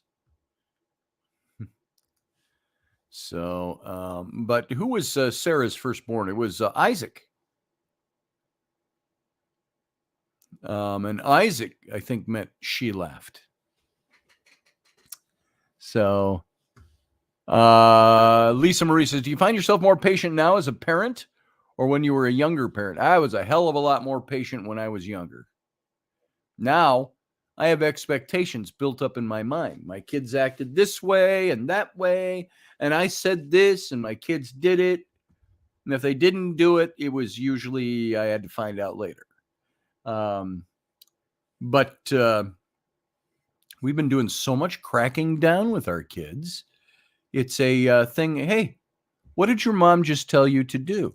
They'll be sitting all slouchy, laying down on the sofa, feet up on the arm of the sofa, looking at their phones, watching videos. And Rainey will say, hey, it's bedtime. Everybody's phone's off at 8 o'clock. And it's like 3 minutes to 8. 8 o'clock comes. Child doesn't put the phone up. Mom says again, everybody, it's 8 o'clock. Phone's off. I need you to get your stuff ready for tomorrow for school. Get your clothes laid out. Know what you're going to wear tomorrow. So they're not doing it at the last minute while we're trying to get out the door in the morning. Get your stuff ready. Get your backpack ready. Get your shoes you're going to wear, your boots. Get your shoes packed in your backpack and get your boots ready. Get your coat ready. Don't go looking for your coat when we're supposed to already be in the car. Have it ready. Choose what you're going to wear. Have it ready. Get up with enough time. Now, my older daughters used to get up with me an hour and a half before school and have breakfast, and we'd sit and talk. I've tried that with these kids. Nobody wants to get out of bed. Not interested. Maybe we need to just force it on them. No, we're doing breakfast, God damn it, and you'll enjoy it. So, but the thing that gets my hackles up is when Rainey tells them to do something, or I tell them to do something, and they just don't do it. They just, they don't even look at you. They just don't do it. And I said, hey, hello, did your mom ask you? Didn't your mom just say you had to be off your phone at 8 o'clock? And then they get all mad at me for bringing it up at 8:13. I'm like, why are you still on your phone? Weren't you supposed to be up, getting stuff ready for tomorrow morning? Phone up. I have to take the phones away. What's the lack of respect all about? It's not because Rainey and I are not respectable parents. So that's the fight, isn't it? Brianna says, good morning. Hey, Brianna. Yeah, we've been having to crack down on Haley a lot with this. And Harley, we're starting to get a little more strict, but we have to be a little more easy on her and work with her OT. Yeah, I get it, Brianna. I get it. And the more teeny they get or closer to teenage, it gets a little more struggly. So not to encourage you with those words, but yeah, it's a pain in the butt some days around here. And I think most of Rainey's yelling at these kids comes because she's fed up with it. She's fed up of 3 years or more of them just not doing what she says to do. And it's like, I talk to these kids and I go, hey, your mom just asked you to do something. Why aren't you doing it? Or a chore. I spent an hour this morning between 7 and 8 o'clock washing dishes. Not my job. I got 3 kids that are dishwashing age. I spent scrubbing dishes. It's because our dishwasher's still not working. We got to get Brianna, by the way, yeah, the dishwasher doesn't work in this house either. So we got to get that repaired. We just haven't wanted to fork out the $150 for a service call, whether they can fix it or not with that $150. Yeah, we'll have somebody out for $150 and then you get charged $200 on top of it. I could just buy a new dishwasher. So we haven't fixed that yet. So we wash by hand. So I'm okay with it. You know, the kids have to do the chore every day. They're supposed to wash dishes. Yesterday morning, I opened up the silverware drawer to get a fork. There's no forks. I open up to get a spoon. There's no spoons. I open up to get a dish. There's no dish. There's no bowls. All the cups are used up. So finally this morning, I said, I'm not fighting it today. I'm just doing the job. I'm just going to get it done. And that's why we end up doing it. Not that we don't hold out for our kids. Sometimes we let those dishes go for 2 days. I tell Rainey, do not do those dishes. It's their chore. And my thinking is this. My expectation, it might be faulty, but my expectation is if for at least a year or more, whatever it's been, I've said, this is now your job. You don't need me to ask you every day. You don't need me to govern it. You don't need me to crack a whip and micromanage you. You know, your job is to wash the dishes. And the other kid to dry them and put them away. Or let them air dry for a while. Put them away dry. I don't care. That's your job. But every time I get them to do it, it's like you got to ask 3 times. Did you do the dishes last night? No, you need to do those today before you do anything. Give me your phone. You put the phone up. And you find him later on his laptop in his bedroom, and the dishes aren't done. I was like, what are you doing? I don't like doing dishes. I don't fucking care. Pardon my French. I don't care if you don't like doing dishes. I mean, I love it. I gave it up for you. No, I don't like doing dishes either. I like the result of doing dishes. Clean dishes in a clean kitchen. Field guy says, Brianna, you're putting in a service request as a tenant that you're renting from them, and they have to do all the repairs, and you can withhold rent. Yeah, you can. Of course, in Wisconsin, you don't want to do that too often because they'll just go, well, in Wisconsin, a landlord can let you go for any reason they want. Oh, we're not going to renew your lease. So, Lisa Marie, I'm glad you're getting a good laugh out of it. Yep, it's kids. That's what the kids are doing. Milk the goats, says Susie Q, then went to school. I got to put that one up so you can all see it. Yep, milk the goats, then went to school. Yeah, that's the way it is. If we had a farm, our kids would be doing the same thing. So, Field guy says, my landlord's cool. She used to live here before I did, and she will fix almost anything necessary, but the dishwasher, nah. Yeah, what's with landlords and dishwashers? It's like almost every place I've lived that I've rented, the dishwasher's bad or goes bad. So, my mom would really kick their ass all over for not doing the dishes, Elderberry says. My mom, too. My mom used to come home from work between 1 and 2 in the morning. She was a waitress at a bar. She'd come home. If I hadn't done the dishes that night, she would get me out of bed at 2 in the morning to do the dishes. You didn't do the dishes. You better do them now. So, now I haven't gotten the kids out of bed. I think once I woke Flynn up. Or no, I didn't even have to wake him up. He stays up too late, as it is. So you got to go in and do the dishes. It's 10 o'clock at night. I said, that won't keep you from playing video games till midnight, will it? And he's not supposed to do that. So if you can play video games till midnight, you can wash dishes. So, yeah, my mom did that. My mom broke a broomstick on me once because I mouthed off about doing dishes. Lisa Marie Stucci, when we were younger and we didn't get out of bed, my dad would come in our bedroom and give her bed a nice kick. You better believe we got out of bed. Who the hell wants to wake up at 7 a.m. on a Saturday? Sergeant Stucci, when he was awake, everybody had to be awake. Yeah, I'm kind of the same way. I'm like, how come I'm up at 6 o'clock on Saturday? I don't get to sleep in. Occasionally I do. Brianna says, Applegate replaced mine because they threw a fit about all the shit they haven't repaired in the last almost 5 years. Hey, you've been in that apartment for 5 years. And we've lived here, and they haven't fixed almost everything I've asked. Oh, they have fixed almost everything I asked. That's good. I don't like the tone that landlords take. And they know that if you move out or they kick you out or they don't renew your lease, they'll have that thing filled in a day. It's the way apartments are. I want that to flip around. I want the market to dictate to landlords, you better bend over backwards to keep your renters, because they're hard to find.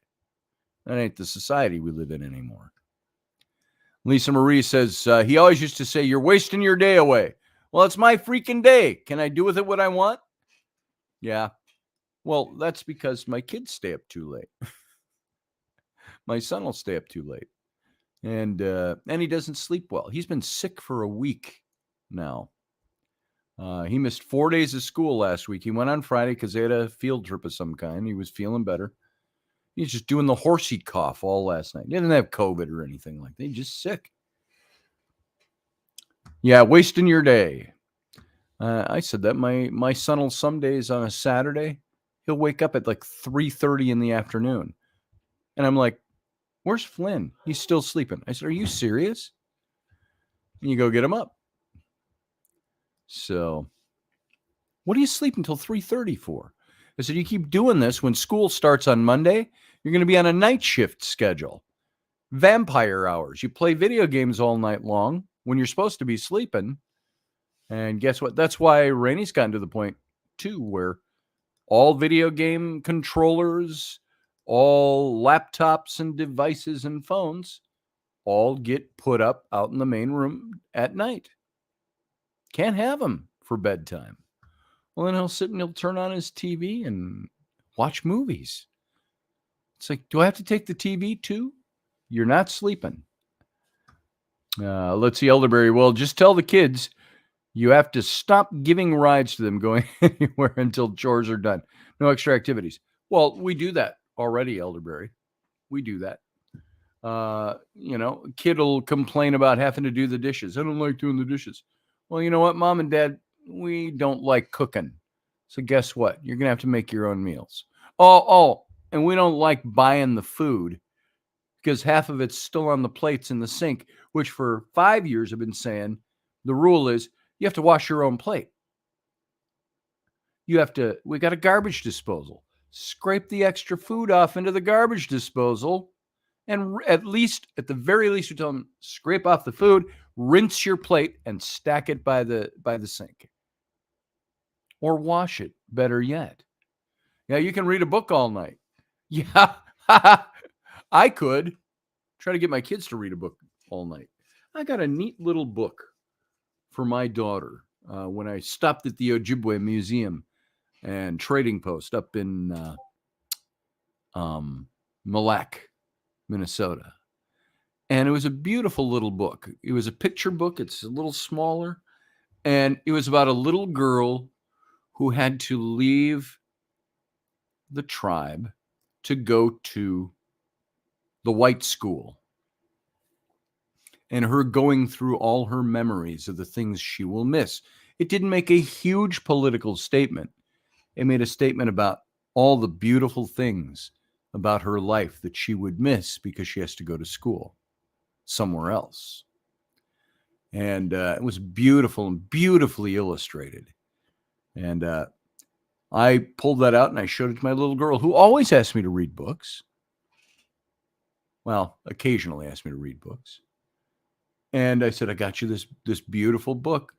She said, wouldn't even look at it. I'm like, excuse me? And then she was asking me for something else the next day. And I'm like, and how do you deal with that? You talk to your kids about courtesy, about rudeness, about not comprehension, just being aware of your surroundings. What's the word I'm looking for? The C word. You care about what other people think. You're courteous. It's right on the tip of my tongue and I can't say it, whatever that word is, but you know what I'm talking about. It's a good entryway into being able to talk about that kind of stuff. So you don't like the book somebody got you. You don't snub them to their face. You take it home and snub them in quiet. Compassion. Synosian? No, it wasn't that one. Thank you, Lisa. Not coherent, not compassion. Consideration. That's the word I'm looking for. You give consideration. Maybe I said it already, and that's why I couldn't think of the word. So, typo. There you go. Consideration for other people. And it's like, why does one of my own kids act that way? Why would you act that way when your mom or dad gives you something? Well, because they don't like it. Well, tough shit. You know, it's what you want to say. Does that hurt my feelings for my little kid? Yeah, a little bit. But I know she's a little kid and she's dumb. You know? For all practical purposes. So I didn't make a big thing out of it until something else came up that she wanted. I just saw a flash on my screen. Is somebody here? Nope. Uncle Dave, were you trying to call back in? If you were, try again. And right now, my microphone is right in line with the little thumbnails showing up. And I just saw a flash in the corner there. And so whoever was trying to call in, you can call back in. Scotty, you enjoying the 20 below weather? Asks Elvis. It's not 20 below here today. That's good. Here, let's find out where we're at. Hey, Siri, what's the current temperature in Somerset, Wisconsin? It's -3 degrees outside. It's -3 degrees outside. But the sun is shining, Elvis. So, yeah, that weather, I'm going to go, return to sender. Return to sender. Elvis, you should know that one. Shouldn't that be Return December? I don't know. Return December. Yeah, no. I'm ready for April. So, she's a gorgeous redhead. No, don't tell my wife I said that. It was a bad joke. Taking My care wife of two 90-year-olds is like taking care of two toddlers. What? Say that again. I said taking care of two 90-year-olds or people in their 90s is like I'll taking bet. care of two toddlers, and they suddenly needed everything right now. Yeah. Yeah, I hear that. Well, that's the thing with Rainey. You saw when she got up here. Yeah. When she got up and left the room, it's because she had the 11-year-old and the 8-year-old bugging her for stuff and then bickering with each other about who did what. Yeah. It's like, oh, for God's sake, stop bickering. So, by the way, Rainey, if you're listening, that's some pretty cool stuff you're putting up. She's working on some graphics and stuff like that. She's putting them up. So I get to see them. She's pretty awesome. She's very awesome. I would like to see Rainey unstressed. I haven't experienced an unstressed Rainey for 7 or 8 years. And yet you can't lock children legally in a box. So I don't know how that's going to happen. Not legally. Not legally. It doesn't mean we don't. They do it to the cat. And I go, hey, let's play that game like you did with the cat. Come here. See this wooden box with the latch on it and the lock? I want you to try this out for size. Oh, yeah, you can get out from the inside. Return the blender. Ba-doom, ba-doom, says that weeb. God bless you for taking care of all your folks. Of your folks, says Lisa Marie Stucci to Uncle Yeah, Dave. not my first time down the road. I took care of both sets of grandparents too. Wow. You're the designated kid for that, huh? What are you, the youngest Yeah. or something? I am the youngest, and my brothers were there like, it is. well, you know, you're divorced right now and they need help, and we all have lives. Yeah. We all have lives, and we're all married and have our own kids. Oh, you're not married and don't have kids, little brother? Guess who gets to take care of the parents? Yep. Feels Yeah. like -18 outside, says Don't have Brianna. kids that I'm Brianna, I was out responsible at the for. end of the garage this morning. We got that southern exposure. It was nice. It was cold, but it didn't feel bitter cold. I guess it No, depends because on where it's you're been so standing. much colder that when it does warm up to something like 16, you're thinking, oh, it's so beautiful out today. I know. Oh, it's 16 degrees. Let's go get in the sun. Who's got the tanning lotion?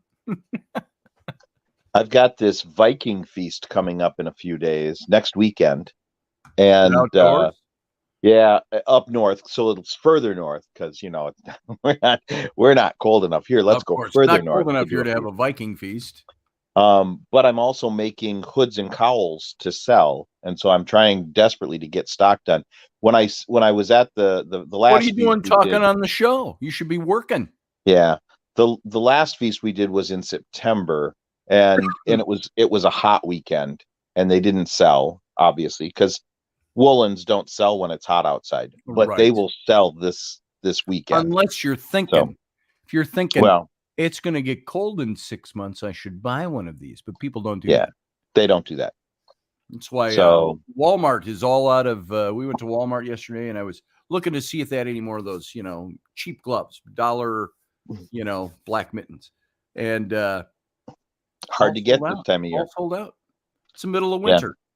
It's not the end of winter. It's the middle of winter. What I do they know. have out? They got shorts out, shorts Yeah. and summer wear. So, People that plan ahead. yep. Yeah, gloves were bought in October. When to me, it's not cold enough to wear them yet. Usually it's the oldest. That's me, oldest of the 6 other brats. You're the oldest one, Lisa Marie? She You're was all pretty capable close of picking together up a then. recliner and throwing it. She probably Yeah. was. Yeah. So, hi, Lou. Who's Lou? Who's Lou? Lou is in here somewhere. Tell us, did Rocky sit in the corner and whimper like a little child? Yeah, give us the skinny on Rocky. Was he a little man baby growing up? He's all tough now, but what was he like as a child? That's right. We want the goods. Ed Weeb says shorts, grills, barbecue. Barbecue. I think he means I'll barbecue. do the barbecue. Supplies, seeds, all coming out now. Yeah. Lawnmowers are for sale now, or going on the market now. I wouldn't be surprised if they started decorating for next year's Christmas. Lives. Sometimes life just feels like a life sentence, or lives. Sometimes life just feels like a life sentence. Sometimes it feels like paradise. The paradox of life. I love life. That's the thing. I love my do life. too. I get frustrated by things. Things that frustrate me the most are usually centered around family and money. If I didn't have family or money, I'd be a vagabond. I'd be a gypsy. No, I wouldn't be a gypsy. I would be an adventurer. I would wander. Not all who wander are lost, as they say. I'd put my tall boots, grab my sword, and I would be off in the world. There it is. That's all what I it would need. be. Well, I might want some pants. Well, pants and a sidearm. So, kilt. I'd be wearing my I'd wear my kilt everywhere. Ain't nothing. There's a wrong with guy is that. there? So think of this. So there's a guy who lives in Scotland. Oh, here's the skinny on Rocky. He was a brat. That doesn't surprise me. Doesn't surprise me at all. Not at all. And I think he goes by the Highlander Robbie or something like that. Anyways, lives in Scotland. Basically lives the life that we used to live doing the Clantartan stuff. Right. He wears a period kilt and doublet and stuff, and gives tours of cottage or castles and the Highlands and things like I that. see some guy on Instagram that does that. Maybe it's the same guy. The same guy, and he's making a living doing this. Yeah, that's cool. That's where we would be, baby, if we lived in Scotland. And he wears his great kilt and his 16th century doublet, and he's got the long hair and at least the one I see. And hey, good morning, Ken KB Ballos. Hello, Ken. How are you? Remember, morning coffee with KB. Are you going to be on tomorrow, Ken? So, he might have to go do a little stuff tomorrow. He might have an engagement tomorrow. So, We'll see if maybe I can hop on for a little bit. If He was he's not on gonna valves make it for a in. short term last night. He still sounds pretty gravelly. Lisa Marie says, since Rocky, wants to call me out on the recliner thing, one year for Christmas, I got a Barbie car. I was so excited. I want one my whole life. I wanted my whole life. All I ever wanted was a Barbie car. I turned my back for 1 minute, and at the time he was about 2 years old, he left a dookie in my Barbie car. I was devastated and traumatized. Little brother dookied my Barbie car, my brand new Barbie car. Oh, that's some usable material right there. So did he have to clean it? No, not if he was 2. He probably didn't clean it out.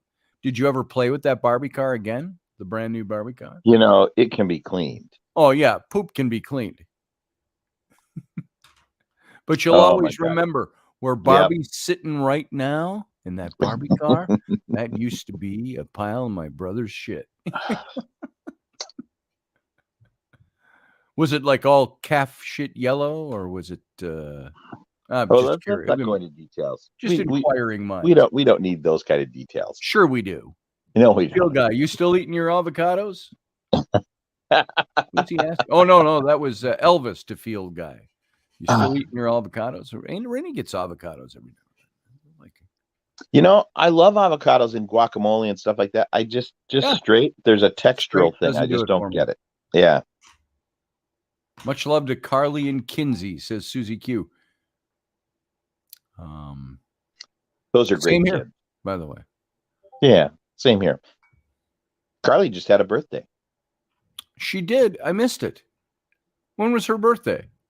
Oh my God, 2 days ago, 3 days ago. Oh, that figures. What was Here. it, Brianna? Here, let me do my best Joe Biden impression. Happy birthday to you. Happy birthday to you.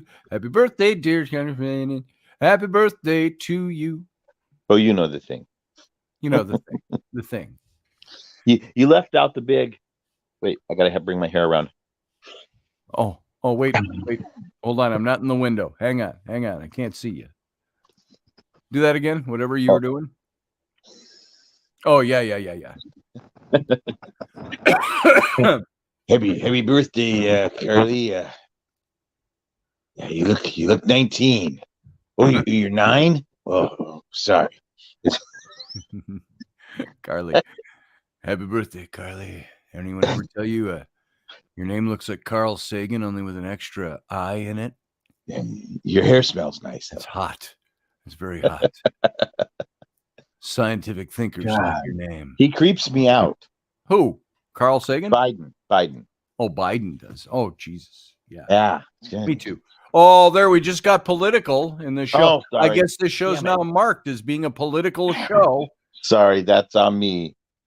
Yeah, Well, way you to can't go, be Dave. Way responsible to for ruin what my a call-in ratings. guest says. You can't be responsible for what comes out of the mouth of some call-in guest. Ain't that the truth? So, good morning, everyone, says Ken Ballos. He's got a pair of balls, Ballos. Ken Ballos. Morning, Kenny. I ain't afraid to say I like you. You're a great gentleman. I ain't afraid to say it. I ain't afraid that anybody might think anything askance of me. I ain't afraid of nothing. You're a proper gentleman. That's a word. I've heard that word before, but it's never become part of my daily lexicon until I knew Kenny. Afeard? Afeard. I ain't afeard of that. It's really sort of, though, an Appalachian sort of thing, I think. Afeard? Yeah, it might be. Hey, we got less than a minute left, and I'm going to get out of here because I got other things I have to do on a Sunday late morning.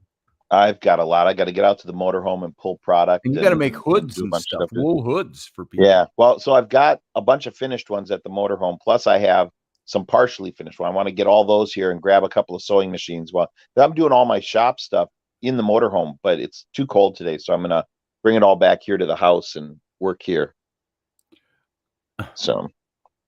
Yes, I was a Python fan. It takes about a half hour to crank out a full hood. And I was trying to think of a good Python response to that. So, morning, says Chuck Henriksen. Chuck, we're just getting out of here. Good to see you, brother.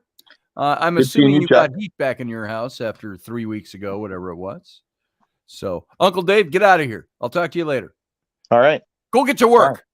I will. I'll go to work. All right, Be bye. well, everyone. All right, guys. It's just us. Gonna get out of here. Gonna sign off. Gonna go do some important things. And it's a mere flesh wound. Yes. Oh, all of those come to mind. Crucifixion or emancipation? Oh, crucifixion. Oh, line to the left. Take a crossbeam.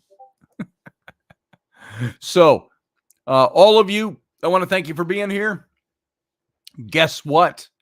Throughout the week, this week, Monday, Wednesday, Friday, Intrepid Radio at 9 p.m. Central, 10 p.m. Eastern.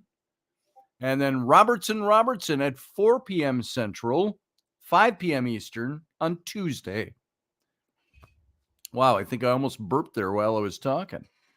Yes, Brianna Learman, live long and prosper to you as well. So everyone, thanks for being here. Thanks for giving me your time. Spread the word if you like the show. And let's get some people, let's build up some membership over there because that just helps all the way around. So everybody, thanks for being here. Thanks for your time. Have a good week. Live long and prosper.